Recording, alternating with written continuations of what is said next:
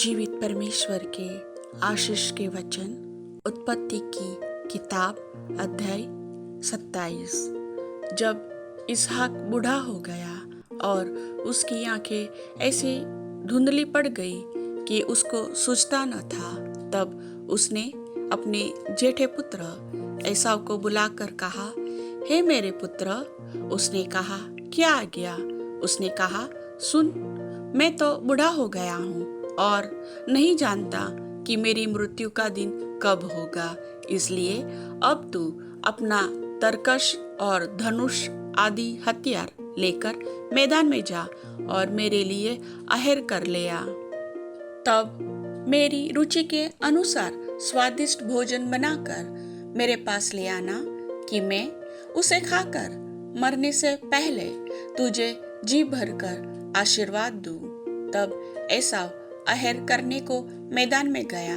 जब इसहाक एसाव से यह बात कह रहा था, तब रिबका सुन रही थी। इसलिए उसने अपने पुत्र याकूब से कहा, सुन, मैंने तेरे पिता को तेरे भाई एसाव से यह कहते सुना है, तो मेरे लिए आहेर करके उसका स्वादिष्ट भोजन बना कि मैं उसे खाकर तुझे यहोवा के आगे मरने से पहले आशीर्वाद दूं। इसलिए अब हे मेरे पुत्र, मेरी सुन और यह आज्ञा मान कि बकरियों के पास जाकर बकरियों के 2 अच्छे बच्चे ले आ और मैं तेरे पिता के लिए उसकी रुचि के अनुसार उनके मांस का स्वादिष्ट भोजन बनाऊंगी।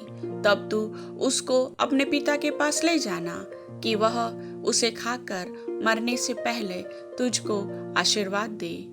याकूब ने अपनी माता रिबका से कहा, सुन, मेरा भाई एसाव तो रोआर पुरुष है और मैं रोमहीन पुरुष हूँ। कदाचित मेरा पिता मुझे टटोलने लगे तो मैं उसकी दृष्टि में ठग ठहरूंगा और आशीष के बदले श्राप ही कमाऊंगा।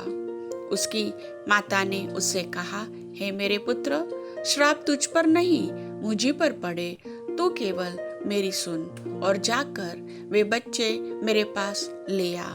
तब याकूब जाकर उनको अपनी माता के पास ले आया और माता ने उसके पिता की रुचि के अनुसार स्वादिष्ट भोजन बना दिया।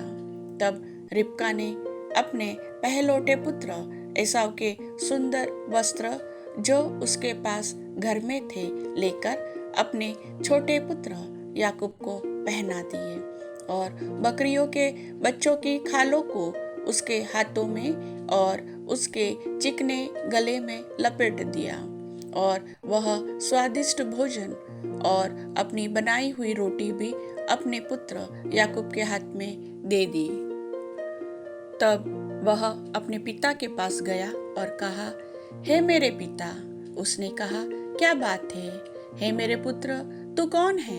याकूब ने अपने पिता से कहा, मैं तेरा जेठा पुत्र एसाव हूँ। मैंने तेरी आज्ञा के अनुसार किया है, इसलिए उठ और बैठकर मेरे आहेर के मांस में से खा कि तू जी से मुझे आशीर्वाद दे।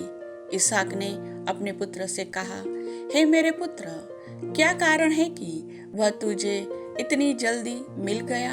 उसने यह उत्तर दिया, तेरे परमेश्वर यहोवा ने उसको मेरे सामने कर दिया।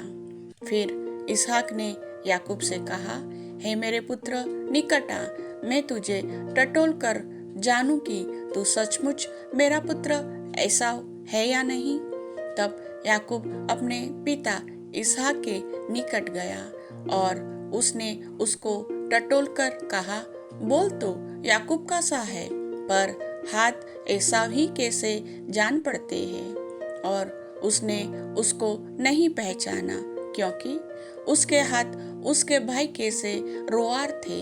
अतः उसने उसको आशीर्वाद दिया और उसने पूछा, क्या तू सचमुच मेरा पुत्र एसाव है? उसने कहा, हाँ, मैं हूँ। तब उसने कहा, भोजन को मेरे निकट ले आ कि मैं अपने पुत्र के आहेर के मांस में से खाकर तुझे जी से आशीर्वाद दूं। तब वह उसको उसके निकट ले आया और उसने खाया, और वह उसके पास दाख मधु भी लाया और उसने पिया। तब उसके पिता इसहाक ने उससे कहा, हे मेरे पुत्र, निकट आकर मुझे चूम। उसने निकट जाकर उसको चूमा, और उसने उसके वस्त्रों का सुगंध पाकर उसको वह आशीर्वाद दिया। देख मेरे पुत्र की सुगंध, जो ऐसे खेत की सी है जिस पर यहोवा ने आशीष दी हो। परमेश्वर तुझे आकाश से ओस और भूमि की उत्तम से उत्तम उपज और बहुत सा अनाज और नया दाख मधु दे। राज्य राज्य के लोग तेरे अधीन हो और देश देश के लोग तुझे दंडवत करे। तू अपने भाइयों का स्वामी हो और तेरी माता के पुत्र तुझे दंडवत करे। जो तुझे श्राप दे वे आप ही श्रापित हो, जो तुझे आशीर्वाद दे वे आशीष पाए। जैसे ही यह आशीर्वाद इसहाक याकूब को दे चुका और याकूब अपने पिता इसहाक के सामने से निकला ही था कि एसाव आहेर लेकर आ पहुंचा। तब वह भी स्वादिष्ट भोजन बनाकर अपने पिता के पास ले आया और उसने कहा, हे मेरे पिता, उठकर अपने पुत्र के आहेर का मांस खा, ताकि मुझे जी से आशीर्वाद दे। उसके पिता इसहाक ने पूछा, तू कौन है?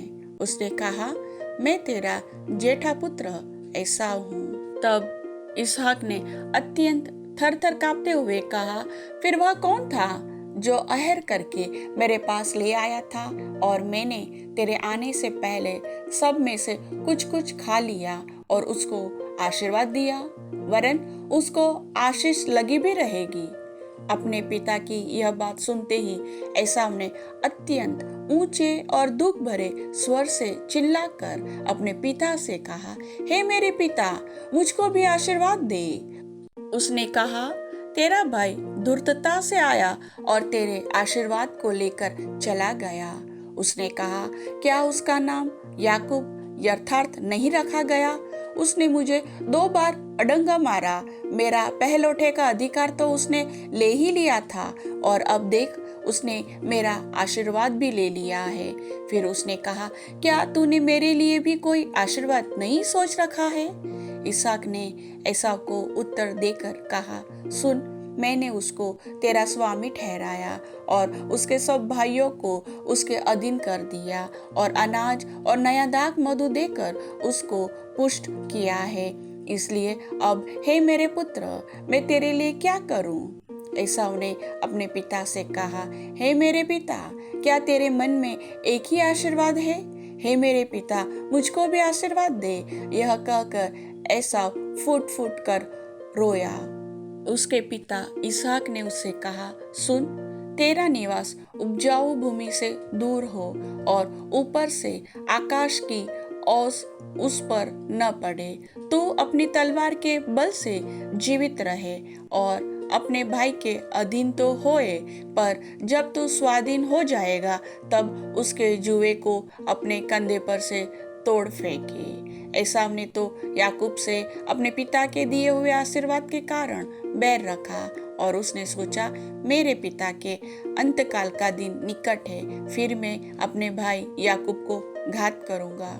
जब रिबका को अपने पहलौठे पुत्र एसाव की ये बातें बताई गई, तब उसने अपने छोटे पुत्र याकूब को बुलाकर कहा, सुन, तेरा भाई एसाव तुझे घात करने के लिए अपने मन में धीरज रखे हुए है। इसलिए अब हे मेरे पुत्र, मेरी सुन और हारान को मेरे भाई लाबान के पास भाग जा और थोड़े दिन तक, अर्थात जब तक तेरे भाई का क्रोध न उतरे तब तक उसी के पास रहना।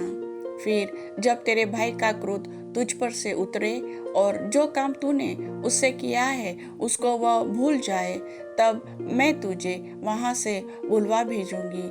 ऐसा क्यों हो कि एक ही दिन में मुझे तुम दोनों से वंचित होना पड़े। फिर रिबका ने इसहाक से कहा, हित्ती लड़कियों के कारण मैं अपने प्राण से घिन करती हूँ, इसलिए यदि ऐसी हित्ती लड़कियों में से जैसी इस देश की लड़कियां हैं, याकूब भी एक को कहीं ब्याह ले तो मेरे जीवन में क्या लाभ होगा। प्रभु वचन के सुनने वाले सभी भाई बहनों को आशीष दे। आमीन।